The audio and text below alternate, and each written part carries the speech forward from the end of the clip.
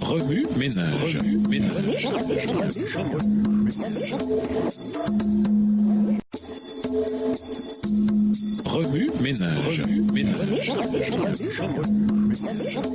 Bienvenue à votre émission Remue ménage. Voilà la leçon de jeudi, le message de santé d'Hitler. Lisons Romains 5, verset 8. Romains 5, le verset 8. Mais Dieu prouve son amour envers nous en ce que, lorsque nous étions encore des pécheurs, Christ est mort pour nous. Parlant au nom de nombreuses églises adventistes allemandes et autrichiennes de l'époque, Wilhelm Müller a écrit en 1933 « Hitler a reçu sa mission de Dieu et sait qu'il doit lui rendre des comptes. En tant que non-alcoolique, non-fumeur et végétarien, il est plus proche de notre vision de la réforme sanitaire que quiconque. Je me suis toujours souvenu d'un mot particulier de la citation précédente, végétarien. Le végétarisme est une bonne chose. Ce régime alimentaire est associé à des taux plus faibles de maladies coronariennes, de nombreux cancers et du diabète de type 2. En tant que vecteur du ministère, il a aidé à introduire des milliers de personnes dans nos églises lors de séminaires sur la santé. Et pour les bons gestionnaires de la planète et de ses habitants, une étude révèle que l'adoption à l'échelle mondiale d'un régime végétarien pourrait sauver 7,3 millions de vies d'ici 2050 grâce à une diminution de l'impact environnemental lié aux pratiques de culture des aliments végétariens. Cependant, le végétarisme a un côté sombre. Beaucoup de ceux qui ont grandi dans notre église peuvent se rappeler des moments où la nourriture engendrait des sentiments de supériorité. Jésus ne servait pas l'un de ses plus petits pour se sentir meilleur. Sa charité était motivée avant tout par son désir de plénitude pour chaque être humain. Les disciples de Jésus devraient faire de même et aimer chaque âme simplement pour l'amour d'elle. L'amour atteint l'un de ses plus petits sans se gonfler dans le processus. L'amour rien que par amour. C'est comme cela que Jésus nous aime. Remue ménage, pensez-vous que Jésus veut interagir avec quelqu'un qui, par son propre choix, est désespérément perdu?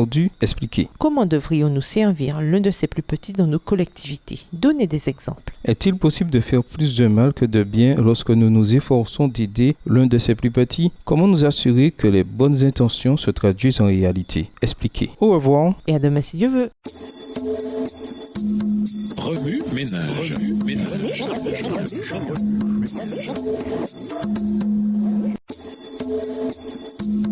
Remue ménage.